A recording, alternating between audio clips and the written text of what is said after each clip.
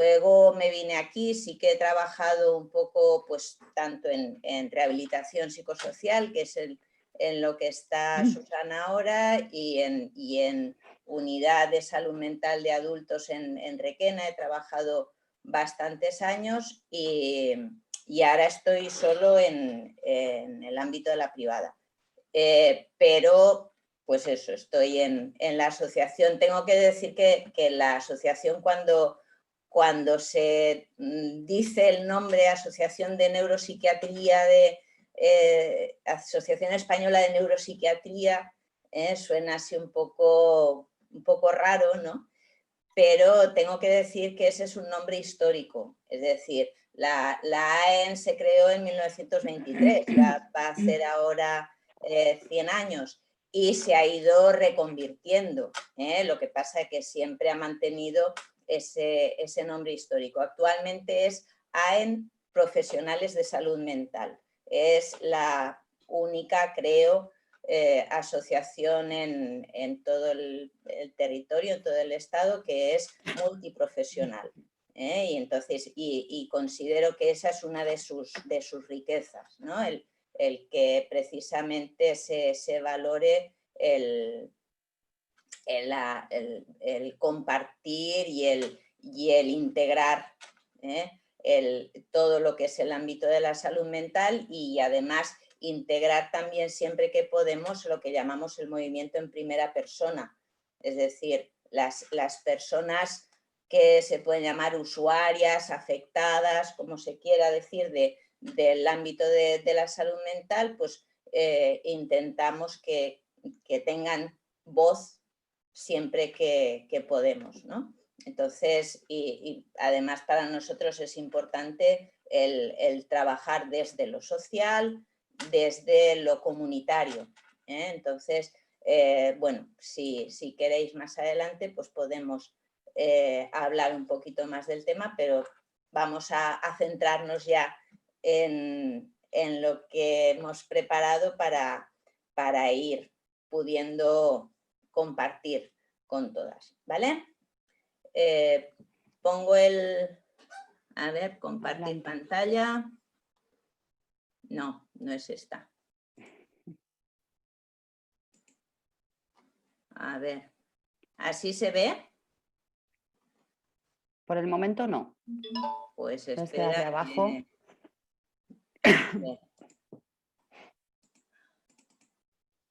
¿Ahora sí? Ahora sí.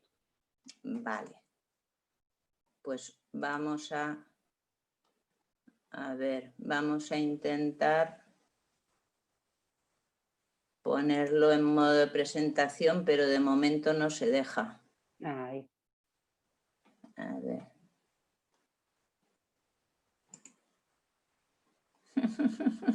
Bien, empezamos. ¿No te dejan, Ali? No, le estoy intentando cambiar ¿Veis dónde tengo la flecha, no? Sí. Lo tienes bien puesto para ponerlo en presentación, sí. Y si, Prueba con F5. Vale, o vista. Ay, ¿vista de qué? Arriba. Vale, sí. No, es que parece que no. Es que te aparece como solo lectura, no sé. Sí. Sí, te aparece como solo lectura. Igual depende de cómo me las... A lo mejor al compartirlo. Bueno, pero sí que lo podemos ir poniendo. O si quieres... ¿Lo dejamos así? Vale, sí, sin problema. Sí. O lo comparte Susana. O lo comparto yo como tú quieras. Lo que te resulte Prueba, más cómodo. A ver. Prueba a compartir tú, Susana. Voy para allá. A lo mejor es al enviártelo se ha ido el formato. Es que claro, como hemos preparado todo desde la distancia, desde lo online también. Desde el Drive, la nube y esas cosas. Desde todo lo virtual, pues... A ver si a ti te deja. Vale. Muy bien. Vale, listo. Vale, espera, me voy a pasar esto aquí. Vale, pues como veis, lo primero que queremos hacer es lanzaros preguntas. Es lo que decía Amparo antes, no se trata de que nos pongamos ahora a que empecemos un debate o eso, sino simplemente como una pequeña lluvia de ideas que podéis compartir las que queráis a través del chat y podemos a partir de ahí retomar lo de luego. Son términos que precisamente lo que nos gustaría hoy es aclararlos un poco, quitarles un poco del halo de tabú. Yo creo que es un tema que aún tiene mucho de tabú y de estigma. Entonces, precisamente de lo que se trataría sería de eso, de normalizar, que sea algo de lo que se pueda hablar, de lo que se pueda tratar y darnos cuenta de que es algo que en lo que todos y todas estamos implicados. Entonces... Sí, la idea un poquito es esto, que podáis pediros del principio, porque salud mental, como dice Alicia, es un término muy amplio, muy complejo y que bueno, porque también esa palabra a todos nos va a resonar, a todas de una manera u otra, también dependiendo de quizás también de cómo lo hemos vivido, ¿no? La salud mental. Entonces, pues un poco poder compartir palabras en el chat, que veo que algunas compañeras ya están escribiendo. Van saliendo palabras, muy bien. Perfecto. Entonces, supongo que todas podéis entrar al chat y se puede ir viendo, ¿no? Vale. Vale. Sí, habíamos acordado que vayan poniendo y después cuando hagáis una pausa recogemos todo lo que hayan ido colocando en este tiempo, ¿vale? Muy bien. Sí, pero fijaros que ya vamos Ya van saliendo cositas. Una cosa que me gusta que voy viendo ya es que habláis mucho más de salud, de bienestar, que de problemas. Y eso me resulta muy interesante porque precisamente es algo de lo que queremos hablar, de lo que os queremos proponer. Vale, pues pasamos a la No sé siguiente. si alguna quiere poner alguna cosita más. De todas maneras, se puede... adaptación física al medio, mira qué chula. Podéis ir poniendo y conforme vayamos hablando y eso, pues podéis ir añadiendo, ¿vale? Y luego, eso es, vamos empezando. Pasa, Susan, pasa. Voy para allá.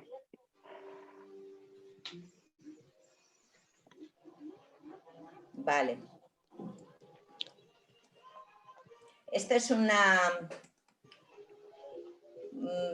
expresión que a mí me gusta mucho, la propuso Susana, pero precisamente tiene mucho de lo que compartimos.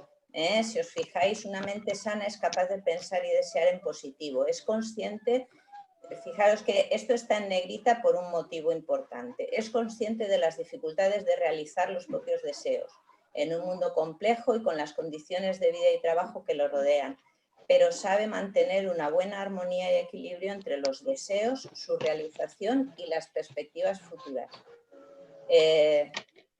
La salud mental será equilibrada, se desarrollará en plenitud si cada persona puede crecer desarrollando y estimulando sus propias capacidades, sin intentar imitar modelos externos ni competir con otras personas de su entorno. las culturas, las costumbres o las normas religiosas muy opresivas que obligan a las personas a seguir un camino en contra de sus deseos y a alejarse de las necesidades del cuerpo, son un grave riesgo para la salud mental e incluso a largo plazo para la salud física. Nada más con esto ya tenemos para 3 sesiones como esta. Quiero decir que es un texto denso, que da para una larga reflexión, pero a mí me gusta especialmente la primera negrita, que es consciente de las dificultades de realizar los propios deseos en un mundo complejo. El hecho de que hay esfuerzos que pueden merecer la pena. De lo que se trata muchas veces es de que salud mental y bienestar pueden resultar a veces un poco incluso contrapuestas. Son términos que a veces no es fácil conjugarlos de manera inmediata. A ver, sí. Vale, pasa a la otra. Pasa, Susana. Vale. Como ya hemos comentado, este es un planteamiento fundamental también que tiene que ver con lo de arriba.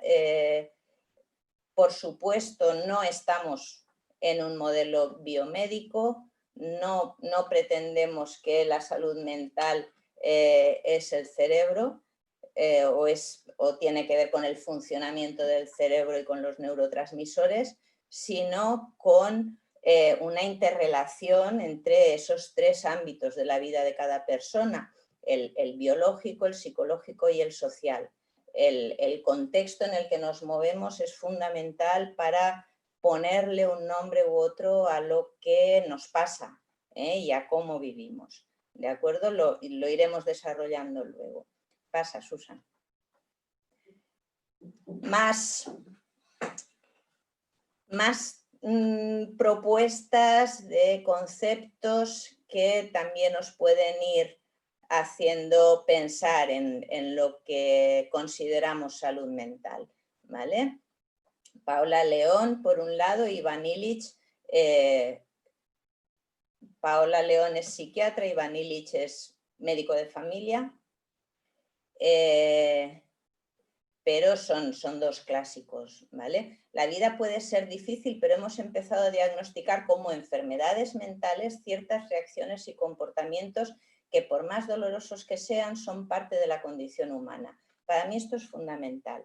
Es decir, tenemos cada vez más una necesidad de no pasarlo mal. Y entonces parece como que hay que... A esto me refería antes con lo del bienestar, que a veces puede resultar un poco incluso contrapuesto, ¿no? El plantear salud mental y bienestar, ¿vale? Fijaros en lo que dice Ivan Illich también. La civilización médica tiende a convertir el dolor en un problema técnico y por ese medio a privar al sufrimiento de su significado personal intrínseco. La gente desaprende a aceptar el sufrimiento como una parte inevitable de su enfrentamiento consciente con la realidad y llega a interpretar cada dolor como un indicador de su necesidad para la intervención de la ciencia aplicada. Estamos un poco en lo mismo, ¿no? O sea, hay sufrimientos, hay malestares, digámoslo así, que si no somos un poco cuidadosos, pues nos podemos encontrar con que se consideran patológicos, cuando en realidad no lo son. Entonces, de lo que se trata es de ir entendiendo un poco cuál es el funcionamiento humano para poder deslindar una cosa de la otra. ¿Pasas, Susan? Esto para mí es muy importante. Fijaros, el dolor es obligatorio, el sufrimiento es opcional. Se trata precisamente de que vayamos entendiendo que por supuesto que la vida implica dolor, pero el dolor y el sufrimiento no siempre son lo mismo, ni mucho menos. Incluso pasa la siguiente diapo. Aliviar el dolor no siempre supone aliviar el sufrimiento. Es decir, incluso a veces puede ser, digamos, podemos tener problemas, y estos sí que serían problemas de salud mental, precisamente cuando nos encontramos con esto, con que pretendemos que aliviando el dolor vamos a aliviar el sufrimiento. Y para nada, o sea, muchas veces incluso se puede agravar el sufrimiento. ¿Vale? Pasa a la siguiente.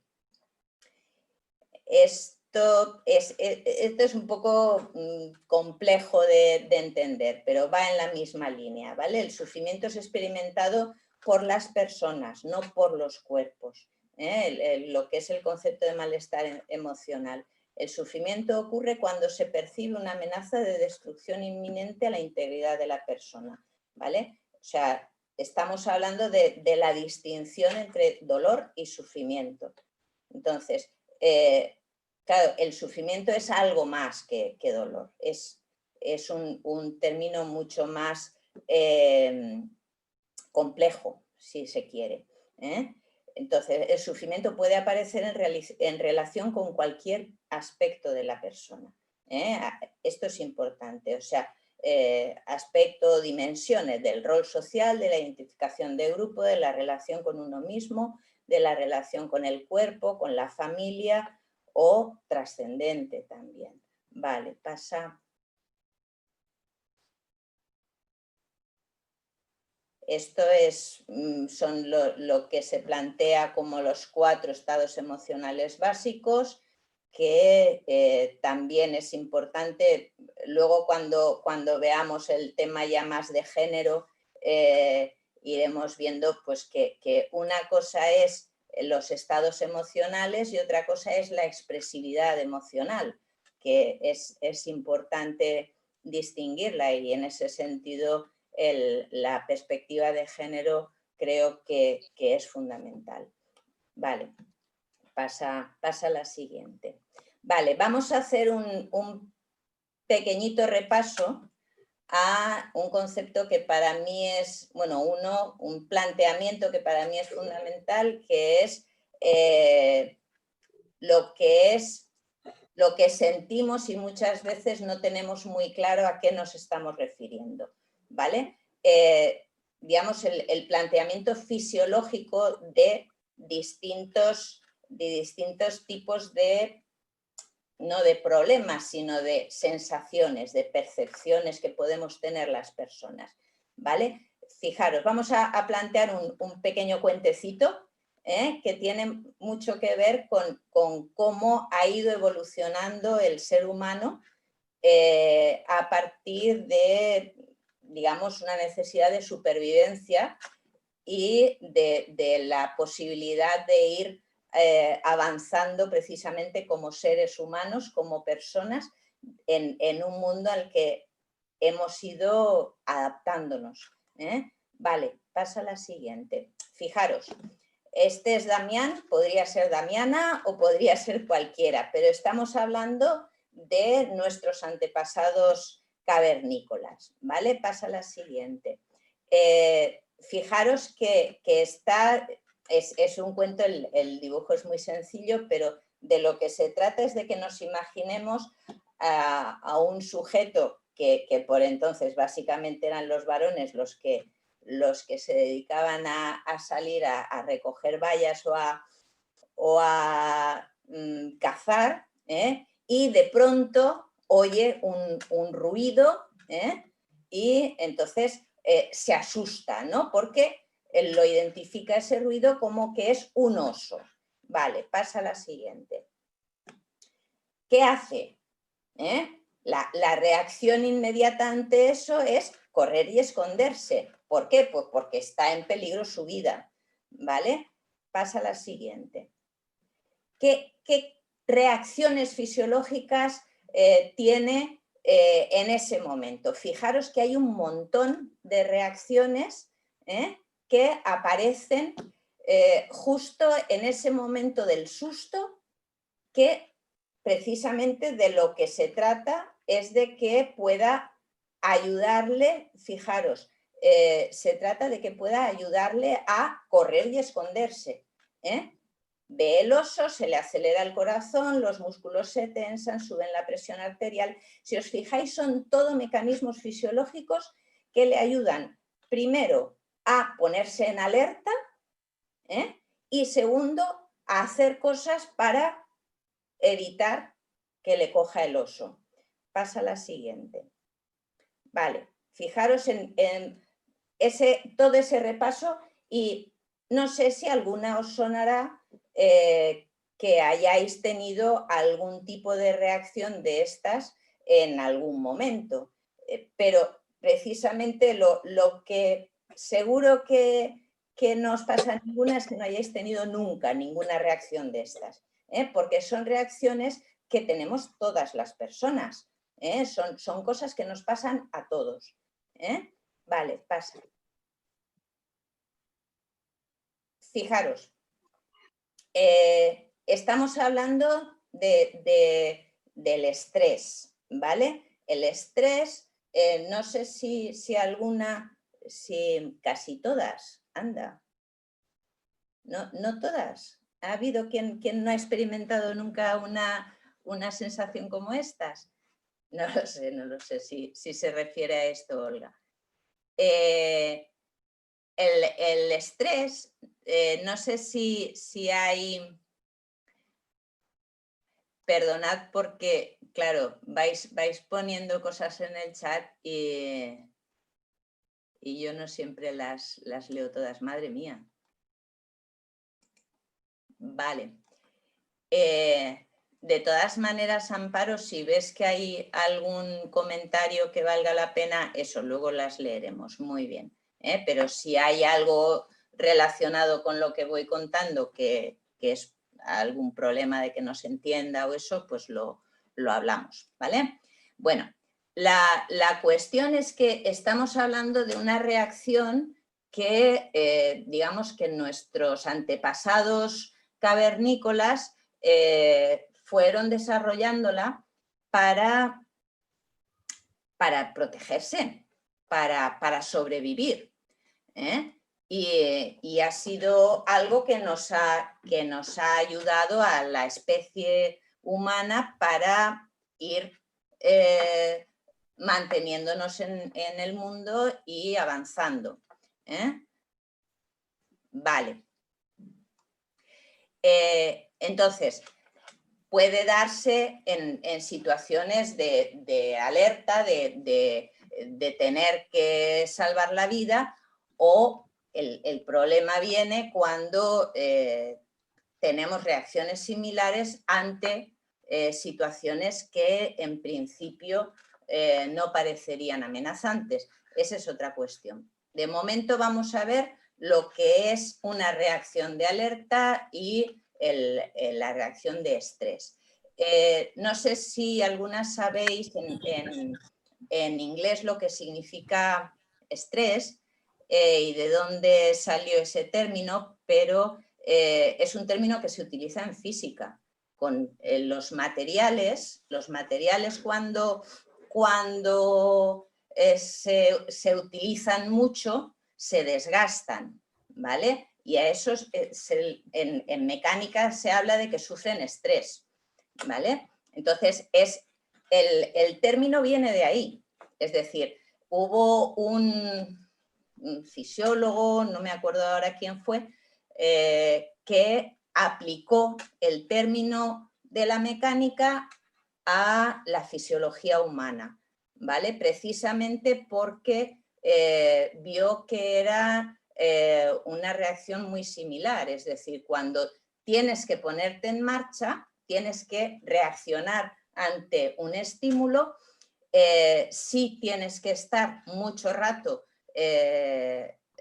manteniendo un esfuerzo por controlar la situación, por mantenerte a salvo, tienes que resistir y al final puede producirse un desgaste, un agotamiento que es el que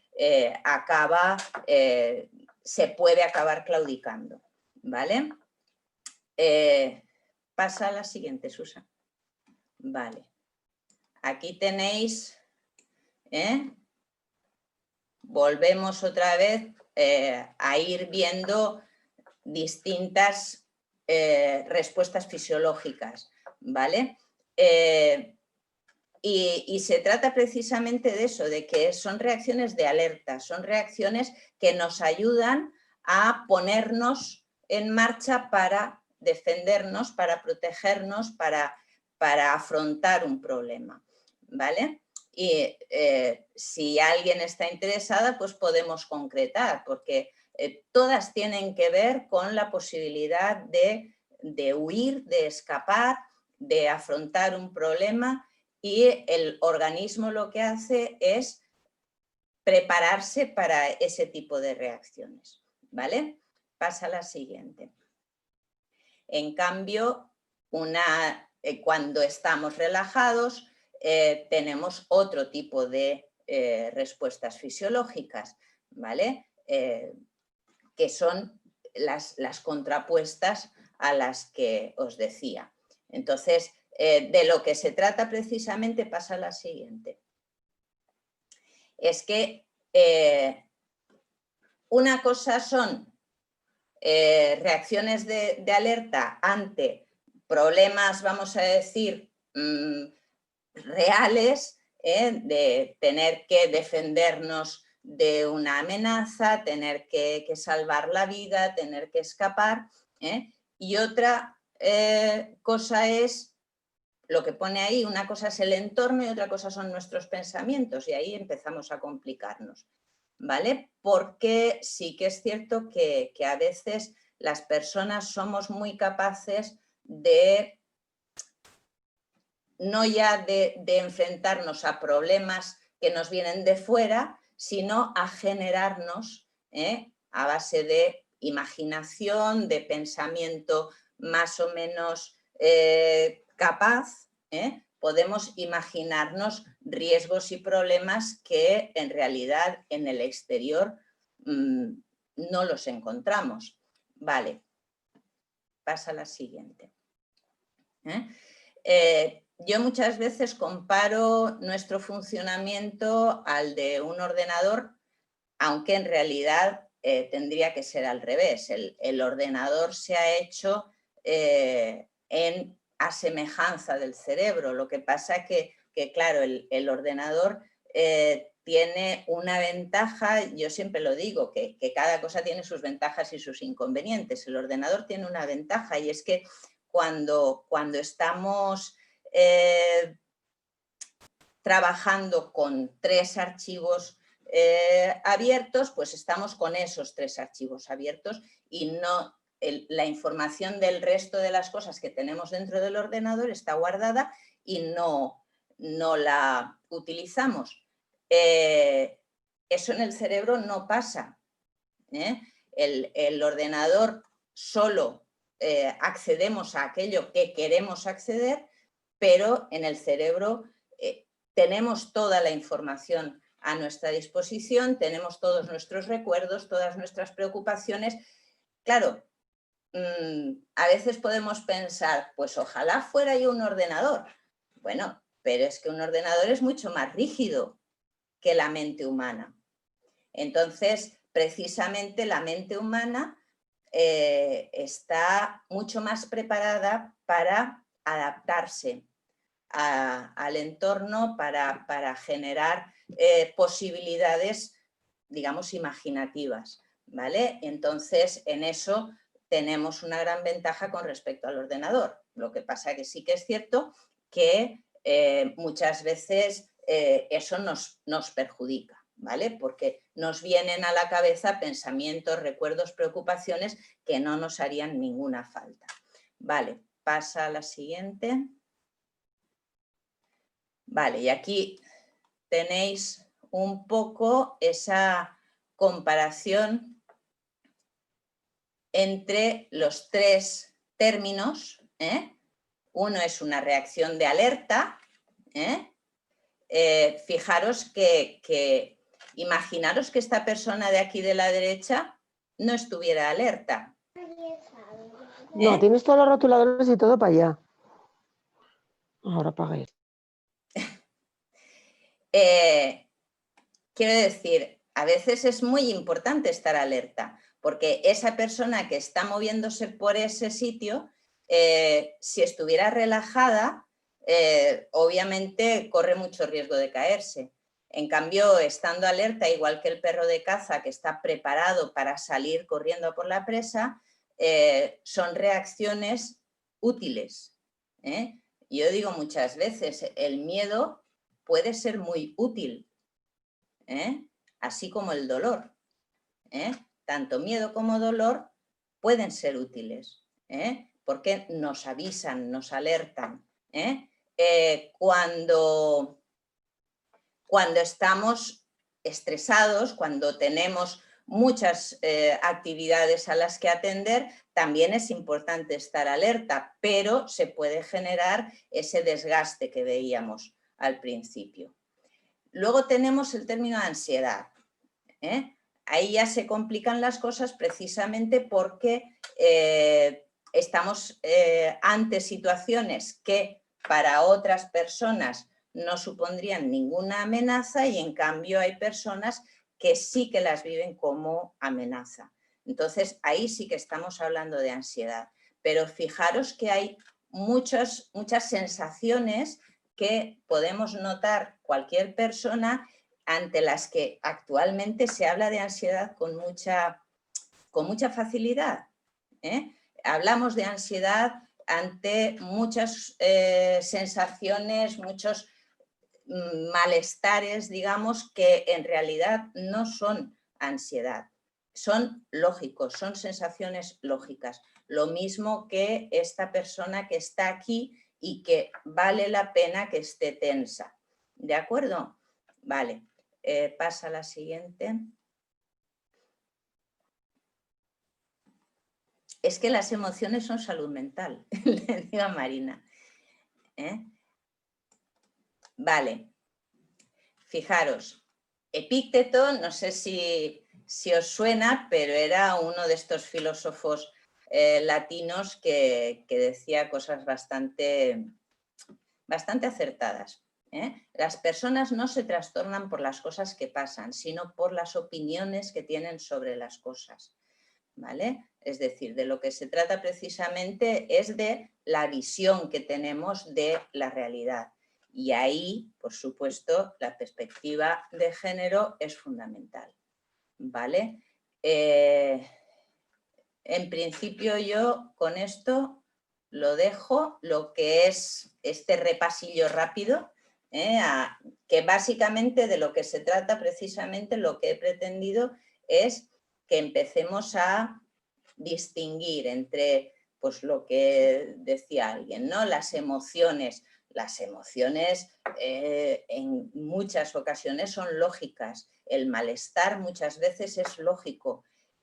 Podemos tener situaciones difíciles ante las que cualquiera tiene que estar preocupado, tiene que estar dolida, tiene que estar triste, las emociones esas que veíamos al principio, tiene que estar sobrecogida, claro que sí. Eso no son emociones patológicas, son emociones lógicas. Entonces, de lo que se trata es de que vayamos viendo también que muchas veces a las mujeres también se nos ha patologizado. Se ha hablado de malestares femeninos o se ha señalado expresividades femeninas como algo patológico. Y ahí ya entra Susana a contar un poco más la perspectiva de género. ¿De acuerdo? Vale. Genial, gracias Alicia. Estaba pensando que igual si queréis leemos un poquito lo que han puesto las compañeras, ¿no? En el chat, más que nada también porque Pues bueno, era un poco lanzar esta idea general, ¿no? Con Alicia, que nos ha explicado súper guay, ¿no? Todo este tema, además, que sobre todo habla de no patologizar el sufrimiento, ¿no? Naturalizar las emociones, ¿no? Y por eso queríamos un poco lanzar al principio esto, ¿no? Desde qué nos resuena a todas cuando hablamos de esto de salud mental, ¿no? Entonces, aquí las compañeras han puesto, pues Olga, el cuidado de tu mente, bienestar emocional, salud mental creo que es la armonía del individuo con sus iguales, muy bonito esto también.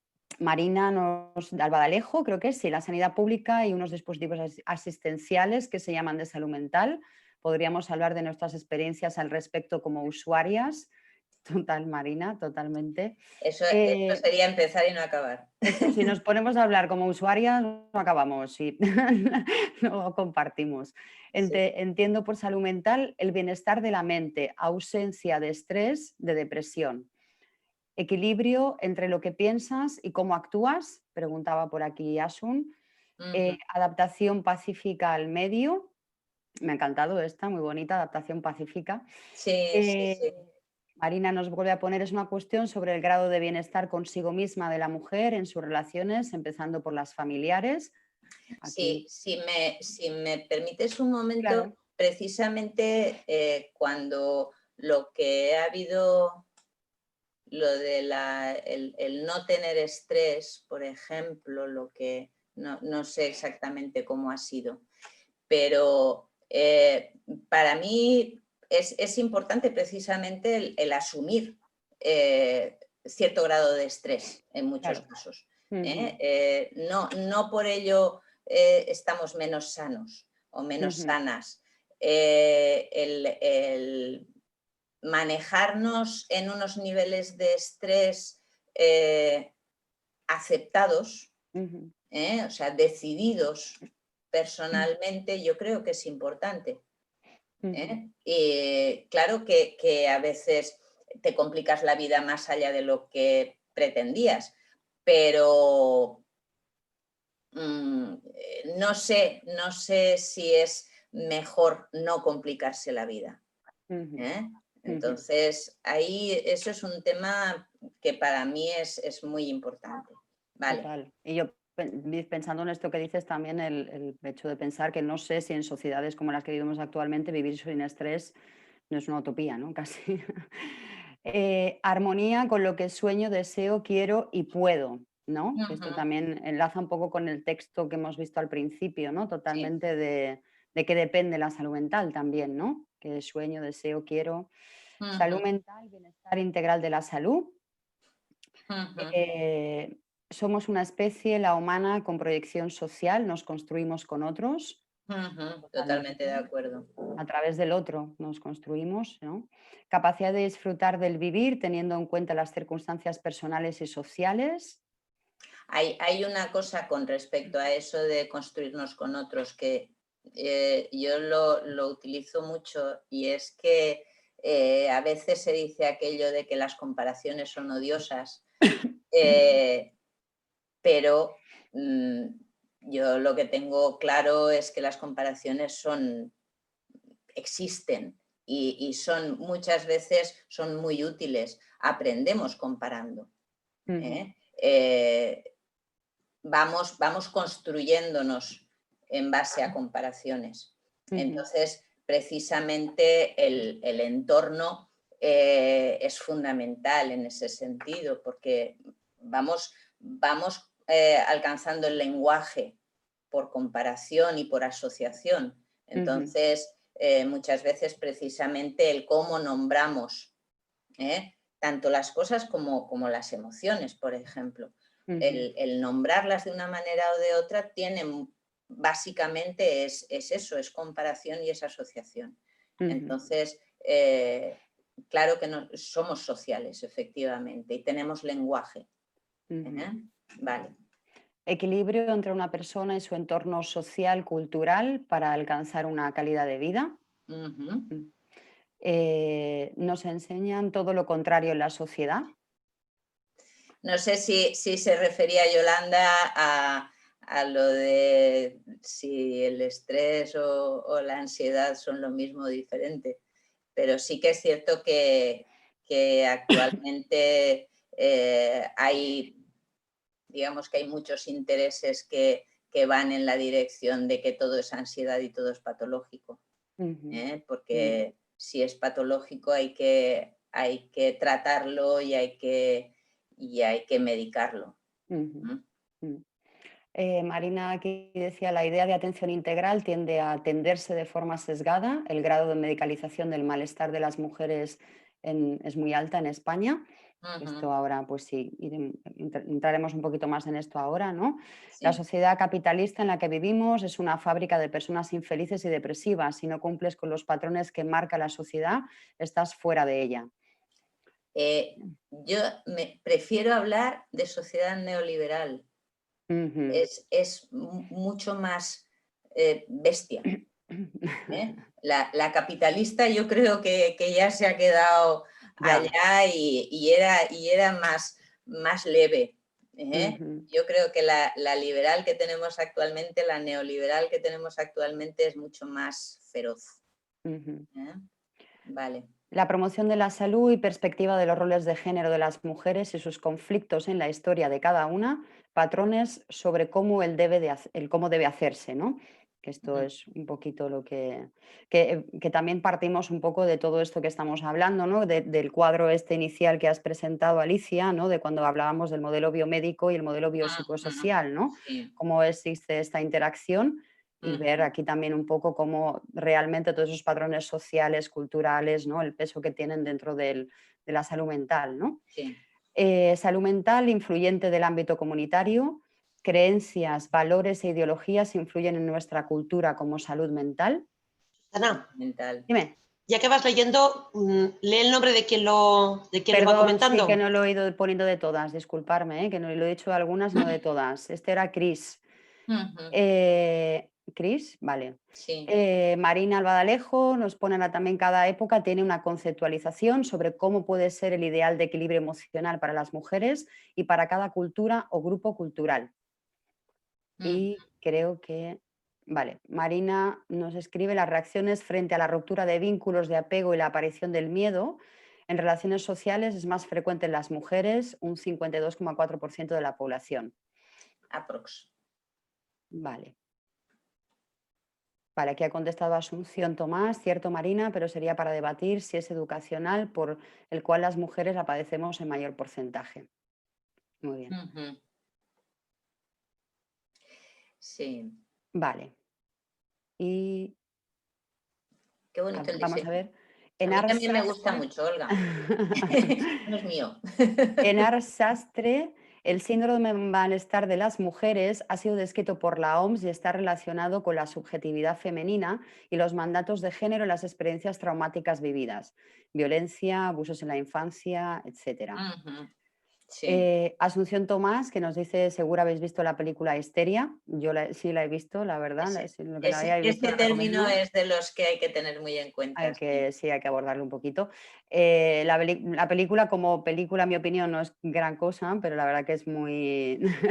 que narra muy bien, ¿no? En tono de humor, para que no la haya visto, la recomiendo, la verdad, también. En tono de humor, además, que más vale reírse un rato. Aborda muy bien este tema, ¿no? Síndrome de Enar Sastre, síndrome de malestar se relaciona con los procesos de vulnerabilidad psicosocial enfermantes, ya muy demostrados en numerosas investigaciones. Asunción Tomás, ahí se puede ver cómo nos catalogan al género femenino. Vale, Yolanda, poner sí exacto. Vale, perfecto. Vale, eso, neoliberal. Neoliberal, totalmente. Bueno, pues aquí ya yo creo que habéis introducido muchas cosas, ¿no? Aquí la idea un poquito también, sobre todo al principio con Alicia, era hablar un poco más en general de lo que es la salud mental o cómo podemos entender la salud mental, que pues bueno, como veis la entendemos más desde una visión biopsicosocial, ¿no? Y sin adentrarnos tanto en el cuestionamiento del género, ¿no? De alguna manera, o del sexo, ¿no?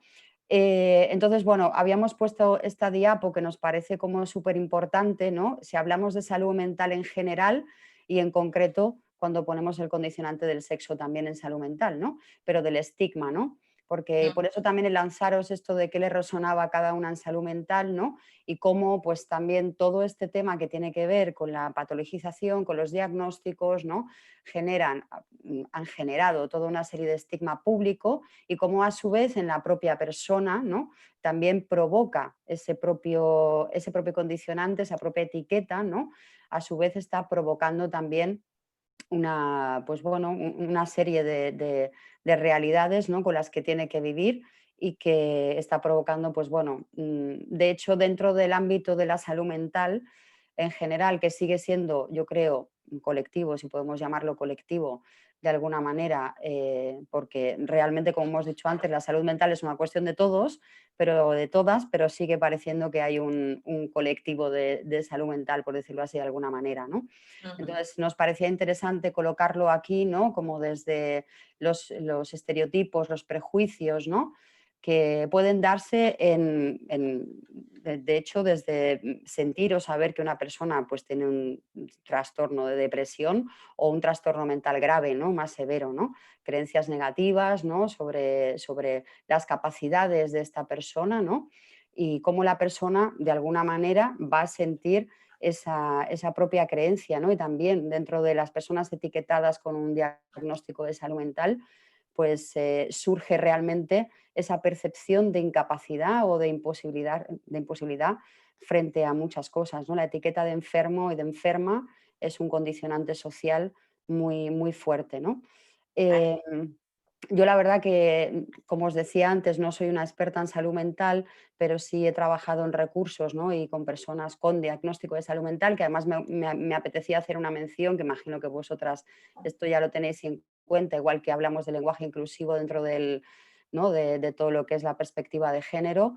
Creo que también es importante adquirir un lenguaje dentro de la salud mental y para mí, por ejemplo, es importante hablar de personas con diagnóstico de salud mental o no personas enfermas o personas No esquizofrénicos. o esquizofrénicos o bipolares, ¿no? Que además, pues por desgracia, son términos que se utilizan así como muy a la ligera, ¿no? Hay una cosa que me gustaría añadir a esto del estigma. Yo muchas veces comparo los problemas de salud mental actualmente con el cáncer hace 30 años. Las que somos ya bastante mayores recordaremos que hace 30 años ver a una mujer con un pañuelo en la cabeza por la calle hacía pensar en que pues había que apartarse de ella. Incluso había gente que tenía ideas como que el cáncer se contagiaba y había que apartarse de esa persona, que era como apestados, ¿no? Eso actualmente pues ya hay muy poca gente que lo piensa, se sigue pensando, pero ya hay muy poca gente que lo piensa y realmente la imagen de lo que es el cáncer actualmente ha cambiado para bien, afortunadamente. Pero realmente, si lo pensamos un poco, tiene cierto paralelismo, ¿no? El cómo se veía el cáncer era algo que tenía que estar oculto, de lo que no se hablaba, no se nombraba, y eso en salud mental sigue pasando actualmente. Totalmente. Sigue siendo algo que al que le pasa algo de eso es porque se lo ha buscado. Porque algo habrá hecho mal. Sí, además yo creo que, por lo menos yo que, ¿no? Al trabajar ahora mismo en un recurso, ¿no? Y cuando lo compartes con personas, ¿no? Yo las respuestas que recibo de la gente siguen siendo, y a mí me sigue dejando muy sorprendida, uy, ¿y no tienes miedo? Por ejemplo, a mí de verdad me impacta un montón que a mí la gente me siga diciendo esto, ¿no tienes miedo? Y luego que el término que cuando además es verdad que hay un saco muy grande en la salud mental que por desgracia se mete todo dentro de este saco y y realmente no hay distinción, la gente etiqueta directamente con ciertos diagnósticos, no con toda la complejidad que conlleva esto, ¿no? Y la diversidad que hay también. Y bueno, pues me impacta un montón cuando la gente me sigue diciendo este tipo de cosas, ¿no? Y te das cuenta de que en ellos mismos esto también está, ¿no? En ellas, en las personas que tienen este diagnóstico, ¿no? ¿Cómo me ve el otro, ¿no? ¿En qué espacios voy a poder interactuar? Porque además de realmente incluso ellos mismos dudan de que algo así pueda pasarles, ¿no? Y la verdad que a mí me resulta como muy, muy impactante, ¿no?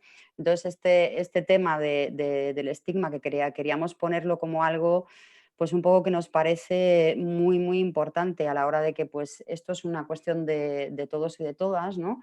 Y de que es necesario que las personas se puedan mirar de otra manera, ¿no? O sea que, a ver, que están aquí escribiendo. Hay un comentario aquí que creo que es importante y viene muy a cuento, que es precisamente cuando estás en tratamiento, cuando todo el mundo parece saber lo que te pasa y la solución, sobre todo lo que tienes que hacer.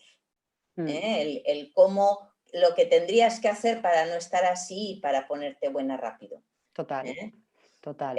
Yo siempre digo que yo no doy consejos, pero a veces es muy fácil dar consejos y pueden hacer mucho daño. Luego hay otro comentario aquí sobre lo de que en salud mental se mete todo, problemas físicos, problemas sociales. Sí que es cierto que a veces es muy fácil mezclar y decir que todo es salud mental. Lo que pasa que de alguna manera todo es salud mental. Y yo también digo muchas veces que el cuello está para algo. El cuello junta la cabeza con el cuerpo. Entonces, todo es persona, todo es organismo. Entonces, por supuesto que todo está relacionado y el entorno está relacionado. Sí, yo venía a referirme más que nada a que por desgracia creo que no existen recursos específicos para las necesidades de cada, de cada casuística dentro de la salud mental, ¿no? Que muchas veces, pues bueno, hay personas que están conviviendo con situaciones muy diversas dentro de la salud mental y que muchas veces es muy difícil para la propia persona, ¿no? Convivir desde la comprensión para cada uno, ¿no? Pero por supuesto, quiero decir que para personas que a lo mejor han pasado por un estado depresivo, tener que estar en un recurso donde hay personas que pueden estar en otra situación, a veces es muy doble estigmatizante, ¿no? Y también pues no es fácil relacionarte en un contexto así, ¿no? Donde no te ves dentro de este contexto tampoco, ¿no? De alguna manera.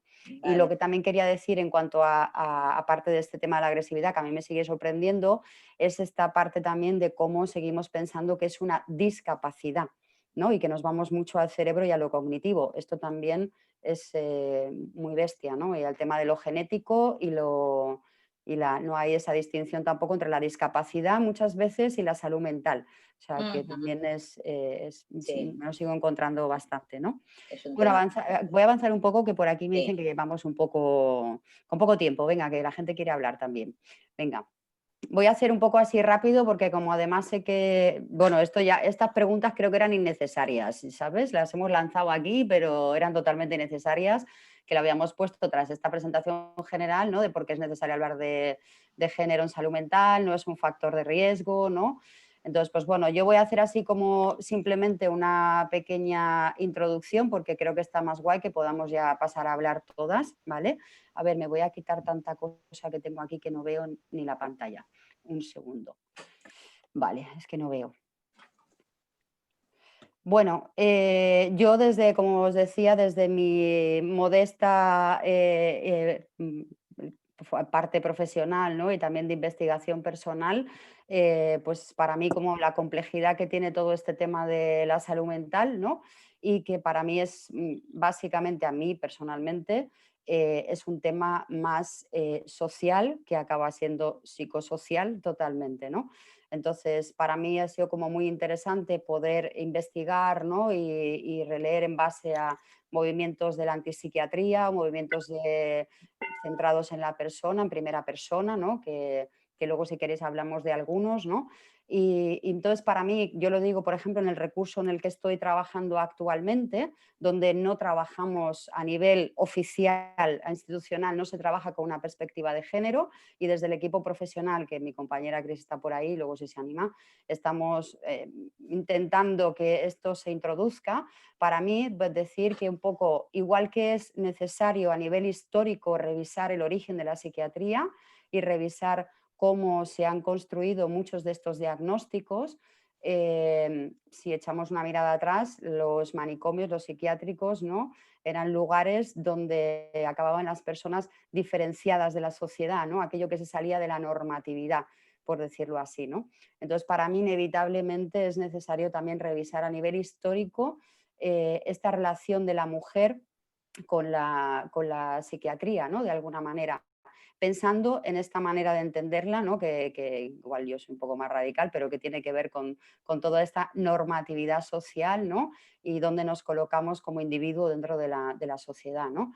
Os he puesto aquí un poco, ¿no?, de, pues bueno, esta es la primera parte, que es de Basaglia, que es uno de los potentes, ¿no?, de los movimientos de la antipsiquiatría, ¿no?, en Italia.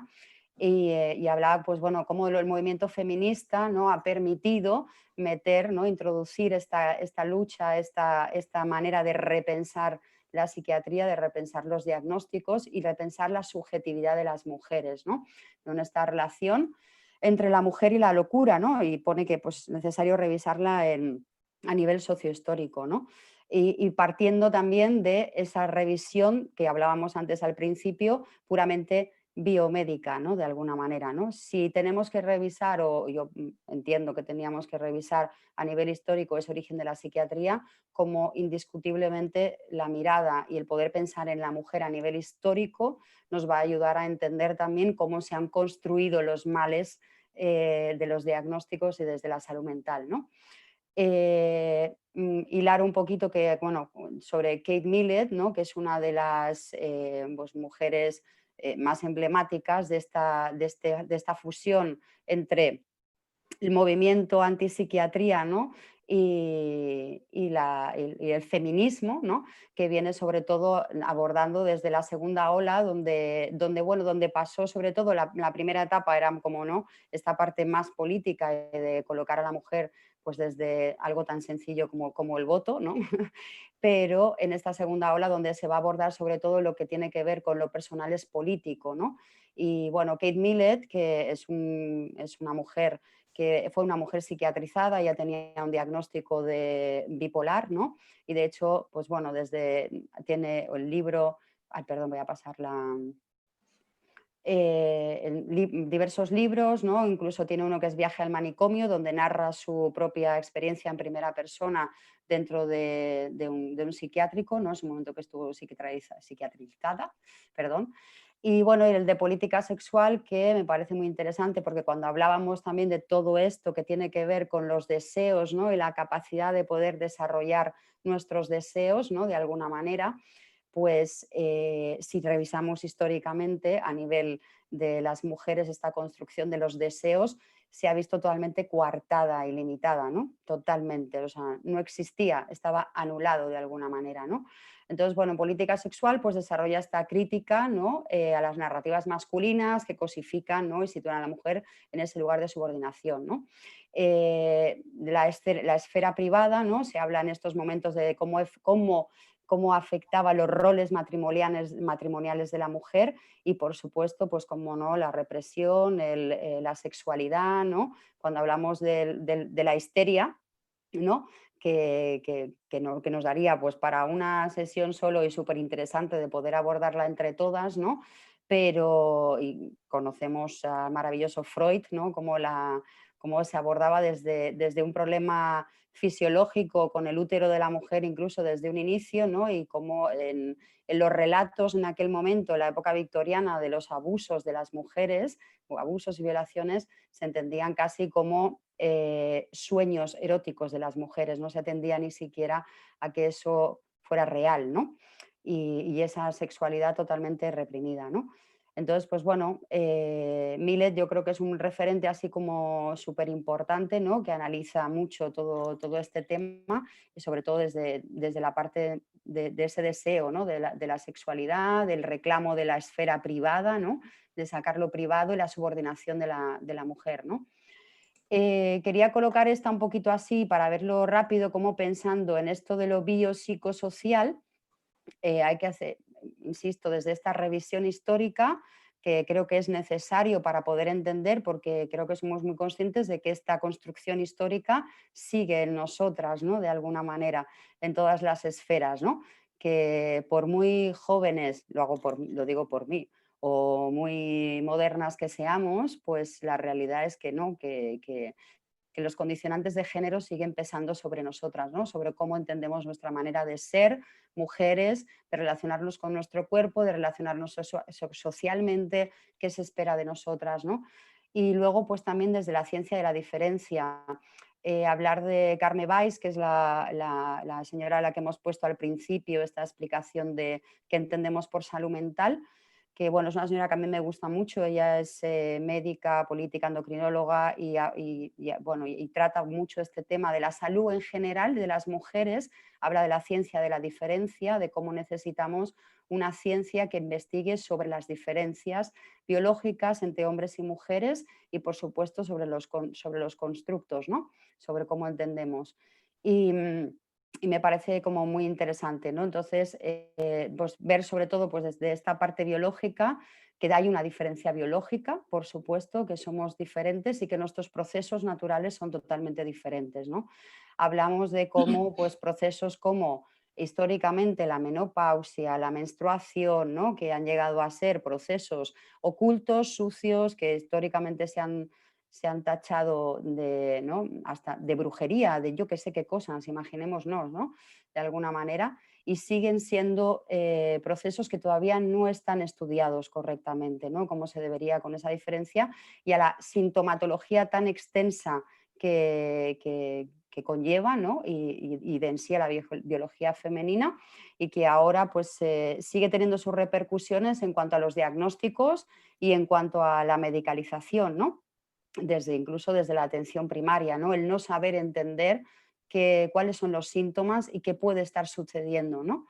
Entonces, esto es algo que yo creo que se enmarca y es necesario, ¿no? Una ciencia que marque esta diferencia desde la biología. Los factores sociales, bueno, que decir que no sepamos ya, ¿no? La construcción del ser mujer, los estereotipos, ¿no? Las condiciones sociales de desigualdad, la construcción cultural, las construcciones de desigualdad laborales y de vida, la normatividad femenina, el cuerpo y la sexualidad, las exigencias corporales y sociales, el rol de cuidadora, la violencia, los abusos, la discriminación, el maravilloso constructo del amor romántico, el rol matrimonial, ¿no? O sea, imaginaros todo esto, ¿no? Bueno, que a nivel histórico ha generado tanto peso, ¿no? Pero que sigue en la actualidad de muchas maneras, ¿no? Que no estamos todavía abiertas en todo esto a poder entendernos, ¿no? Como mujeres y en toda esta construcción, ¿no? Entendiendo, como he dicho al principio, que para mí la salud mental es como toda esta construcción de alguna manera que nos afecta psicológicamente y que llega a afectar a nuestra biología también, ¿no? Y los factores psicológicos, factores psicosociales, ¿no? Que es lo que hablaba un poco Millet, de la construcción de la subjetividad, ¿no? Cómo nos construimos en nuestro entender, nuestro ser mujer. Hablaba también Alicia antes de todo lo que tiene que ver con la emocionalidad, ¿no? También y sigue pasando, ¿no? Sobre todo a entender a la mujer como un ser sumamente o mucho más emocional, ¿no? Donde la expresividad de la emoción se entiende como una fragilidad y que todo esto repercute, por supuesto, también en una mucha más rápida medicalización a todos estos procesos pues eso, de expresión emocional, ¿no? Por decirlo así de alguna manera, y la fragilidad, ¿no? Entonces, pues bueno, ver un poco desde lo psicológico esto, ¿no? También estas creencias, las expectativas del ser mujer también, ¿no? Que también nos construyen los deseos, la autoestima, ¿no? Y esto que comentaba pues a nivel de los diagnósticos, ¿no? ¿Qué sucede con los diagnósticos cuando el entender cuando no hay una comprensión, no hay una formación y una investigación que aborde desde todas estas esferas, que es el construirnos o el constructo de mujer, ¿no? Y el ser mujer. Quería hacer mención también a este libro también, que es de los años 70, ¿no? Que habla también un poco de esto, ¿no? Que argumenta la construcción de las etiquetas diagnósticas que se encuentran relacionadas con las ideas tradicionales de masculinidad. En este libro, pues bueno, analiza críticamente el daño que ha provocado la psiquiatría en las instituciones hacia las mujeres patologizadas, ¿no? Señalando cómo las mujeres han sido consideradas deficientes mentales por el simple hecho de ser mujer. Le contaba a Alicia el otro día, que mientras estábamos las dos, porque lo hemos preparado todo virtual, ¿no? Que justamente de casualidad Carmen Weiss, la que os comentaba antes, la médica, que estaba justo saliendo en la radio, en la cadena SER, no sé si alguna la escuchó. Y entonces le estaban preguntando por todo esto, ¿no? Ella estaba explicando esta necesidad de esta atención desde esta perspectiva y desde la ciencia de la diferencia, ¿no? Y contaba como anécdota que, pues bueno, en el Congreso, cuando en el momento de la decisión del voto de la mujer, ¿no? Con Clara Campoamor, dos de las argumentaciones que se dieron para que se me va la palabra, para no favorecer a la mujer para que pudiera votar, ¿no? No permitírselo. No permitir, gracias Alicia, que estoy un poco nerviosa. Iba rápido porque quiero que hablemos todas. Y pues una de ellas fue que la mujer tenía que votar, que si votaba que era mejor en el a partir de la menopausia, y la otra fue directamente que no, porque era una histérica, ¿no? O sea, y débil mental. increíble que esto, ¿no? Y a mí nosotras yo creo que ahora nos parece un escándalo, ¿no? Pero esto fue hace 80 años, quiero decir, ¿no? Entonces, realmente poder cuestionarnos todo esto, ¿no? Como procesos, que es que realmente incluso la menstruación se ha llegado a utilizar como una fórmula de exclusión y de colocar a la mujer en el mundo laboral o sacarla cuando ha sido necesario, ¿no? Desde el es capaz o no es capaz, ¿no? De poder sostenerlo. Entonces, pues bueno, y aquí hablar un poco de que también es cierto que, pues bueno, volvemos a lo de siempre, como ocurre con muchas otras esferas, ¿no? Que también cuando hasta que no seamos conscientes de que esto es necesario poder abordarlo desde esta perspectiva, ¿no? Del género y del sexo, pues van a seguir faltándonos cifras y va a seguir faltándonos investigación, ¿no? De todas maneras. Entonces, pues bueno, aquí he anotado un poquito de datos que salen básicamente por si algunas los queréis... Uy, perdón, Dios. Los queréis también del libro de Carme Weiss de Mujeres Invisibles para la Medicina también, ¿no? Que es los síntomas de las mujeres son relacionados directamente con su naturaleza, vinculándoselos con su función reproductiva. Y desde ahí se medican los procesos naturales, como decíamos, ¿no? Menstruación, menopausia, incluso como los índices de anemia, ¿no? Pues bueno, desde esta medicina más centrada en el hombre, ¿no? Los baremos siguen sin colocarse como sería necesario de una manera diferente, atendiendo a la fisiología de la mujer y del hombre, ¿no? Trastornos depresivos o de ansiedad, diagnóstico basado en el hecho biológico, en el estereotipo de que son más propensas a sufrir estos trastornos o necesitar estos medicamentos por este tema que decíamos de la condición débil, emocional, frágil, histérica. Desde esta perspectiva no se tienen en cuenta los factores sociales que inciden en el malestar psicológico, es decir, volveríamos a esta parte de todo lo que es el constructo social, ¿no? Todos los roles asignados, ¿no? Y todo lo que ha supuesto en cuanto a la dominación hombre-mujer, que evidentemente provocan que ha provocado todo este malestar y sigue provocándolo. El diagnóstico y tratamiento de enfermedades mentales como la ansiedad o la depresión, que tienen presencia 3 veces superior en mujeres que en hombres. Acorde con el modelo biomédico, el tratamiento que se prescribe a las mujeres suele estar basado en psicofármaco, con los consiguientes efectos secundarios. Por cierto, no hablar de los efectos secundarios que produce toda la medicalización para la mujer. Y bueno, es que me vienen a la cabeza como ejemplos, ¿no? De personas también con las que estoy trabajando, que es muy bestia todo lo que produce, incluso en nuestros procesos naturales, ¿no? Como la menstruación. Hay mujeres que pierden su menstruación, ¿no? Directamente con la farmacología. el 85% de los psicofármacos se suministran a mujeres, es una cifra súper elevada. Y aquí habla como el consumo de psicofármacos legales pues es todavía pues 3 veces mayor mujeres que en hombres, ¿no? Hablar de que, por supuesto, falta formación e investigación que asocie síntomas con malestares y diagnósticos. La fibromialgia, por ejemplo, ¿no? Que es una enfermedad atendida, diríamos que relativamente nueva y que se ha convertido como en un pequeño cajón desastre, ¿no?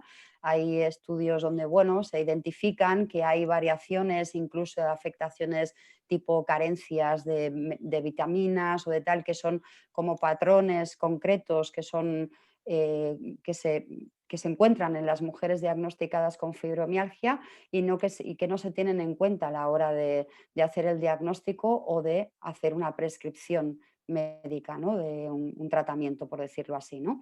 Y se ha convertido, creo que muchas lo conoceréis, como un poco en el cajón desastre de todo esto, ¿no? Y nada, y bueno, pues las benzodiazepinas, que se encuentran entre los primeros medicamentos más vendidos y recetados en España, que hablamos yo creo que tenemos que hablar de sociedades enfermas o personas enfermas. Yo creo que está ahí un poco también el cuestionamiento, ¿no? ¿Qué nos está pasando? Y hacer esta revisión histórica y actualizar y vernos a nivel actual y a nivel social qué pasa en nuestras sociedades, ¿no? O sea, ¿dónde está la enfermedad? Para mí sería ahí como un poco... Y quería compartiros, no sé si la conoceréis, a la princesa Inca. Hay un colectivo en Barcelona que son Radio Nicosia, es un programa de radio que llevan más de 10 años funcionando y fue un programa de radio que nació en primera persona con personas diagnosticadas. Os lo recomiendo al 100% porque hacen un programa maravilloso. Y bueno, la princesa Inca la quería poner porque me parece una maravillosa. Habla pues como de pues esto precisamente que estaba diciendo un poco ahora, ¿no? Me gustaría leerlo. Ella habla de, ella es la princesa Inca, la reencarnación de una de las muchas que hubo, una princesa Inca muy especial, pelirroja y muy pecosa como soy yo. Esto para un psiquiatra es una paranoia y para muchos una locura, pero nadie en el mundo puede con certeza definir el límite exacto entre lo real y lo imaginario. Para mí hay locuras cotidianas más graves: la guerra, el abuso, el maltrato, el trabajo, el consumo, la Navidad, el querer estar delgados, el matrimonio, el hablar con los santos, los multimillonarios, la cocaína. La vida en sí misma es un sinfín de locuras y paranoias globales aceptadas por todos. Les llamé locos, me llamaron loco y ganaron por mayoría, porque no existe el loco sino el otro que lo nombra. Creo que si la enfermedad mental denominada el sufrimiento de la mente existe, para mí es una etiqueta para señalar a los diferentes y crucificarles por no seguir la norma. Estamos hablando de mecanismos de control en sociedades deshumanizadas y estructuralmente enfermas, generadoras de gente enferma, un sistema psicótico, paranoico, que destruye mentes sensibles. Para mí, esta chica, bueno, escribe poesía, este es de un libro suyo de poesía. Me encanta cómo escribe y cómo define esa locura, ¿no? Pues esto, de este que nos tenemos que cuestionar, ¿no? Y no hemos hablado, ¿no? Pero precisamente estamos en una situación de pandemia donde hemos vivido un confinamiento, ¿no? Y donde también ahora mismo va a haber todo un resurgir que hay que poder atender. Y hablando un poco de lo que decíamos antes, ¿no? Del naturalizar las emociones, del naturalizar el sufrimiento, lo que nos pasa, qué nos está pasando ahora, ¿no? ¿Qué nos ha pasado en el confinamiento? ¿Qué nos sigue pasando? Y yo particularmente, ahora no sé vosotras, pero tengo la sensación de que no hablamos lo suficiente de qué nos está pasando y que tenemos que seguir funcionando, ¿no? Con todo esto. Y bueno, quería dar un poco de cifras en cuanto ya a mujeres diagnosticadas. Aquí esto sería más enfocado, yo creo que está un poco, sobre todo más en el ámbito del trastorno mental grave, ¿no? Hablar de que, pues bueno, estas cifras que muestran un poco el tema de la violencia, como 3 de cada 4 mujeres con enfermedad grave, con diagnóstico de trastorno mental grave, ha sufrido algún tipo de violencia a lo largo de su vida. Es una cifra muy elevada. 80% de las mujeres han estado emparejadas en algún momento de su vida, han sufrido violencia procedente de la pareja. 52% de mujeres con trastorno mental grave que conviven con familiares han sido victimizadas en el último año. Multiplica entre 2 y 4 veces el riesgo que tiene una mujer con trastorno de sufrir violencia en la pareja. De la mitad de las mujeres con trastorno mental grave en estado en pareja han sufrido violencia física y el 40% han sufrido violencia sexual. En la mitad de los casos, desconocimiento por parte del profesional de referencia. Es decir, que todavía hay muchas cosas que no se hablan y no se pueden compartir, ¿no? Y dentro además de las mujeres que ya están con un diagnóstico, esto sigue siendo algo todavía que no se detecta, ¿no? No hay una atención, no hay una capacidad de poder abrir y abordar estos temas, ¿no? sobre la violencia, y cuando hablamos también de toda esta construcción, ¿no? Y atendiendo a lo biopsicosocial, ¿no? Y a qué cosas desde nuestra crianza nos han dado, nos han negado, ¿no? Y cómo nos han construido y cómo han afectado a nuestra salud mental. No podemos olvidar que desde que venimos a este mundo necesitamos, ¿no? de una serie de cosas que nos van a ayudar y a crecer en un correcto desarrollo, ¿no? Y yo creo que el caso de la violencia y la sumisión ha sido algo que ha sido muy negado, muy ocultado y que ha afectado y afecta un montón a la salud mental, ¿no? Y bueno, y por último, que ya acabo, quería compartiros esto rápido porque me parece muy interesante esta reflexión del movimiento de locura feminista, ¿no? Que aboga porque, pues bueno, ya sabemos que hoy tenemos miles de feminismos, ¿no? Y este concretamente, el movimiento de locura feminista, pues que aboga, ¿no? Un poco por el tema de la locura y por cómo las feministas pues tenemos también que apoderarnos de este ámbito, ¿no? Luchar también en la salud mental, porque es algo que nos afecta a todas en nuestra vida en una medida u otra, ¿no? Y cómo es necesario, ¿no? Entonces, este pequeño texto lo que viene a decir aquí, pues esto, que me encanta esta parte como del momento decimos que no estamos locas, que sabemos lo que queremos, estamos también insinuando que las locas no lo saben. En este momento, quizás sin darnos cuenta, cuando muchas feministas trazamos una línea a partir de la cual las locas quedan fuera. Quizá debamos plantearnos que la cuestión no es tener miedo a caer en el saco de las locas, sino luchar para que los derechos de las locas sean los mismos que los de las cuerdas. Si la palabra de las locas se respetara, no se nos podría atacar con la locura para deslegitimarnos como se ha hecho históricamente, ¿no? Entonces es necesario incluir esta mirada feminista, ¿no? Y que nos llamen locas a todas, ¿no?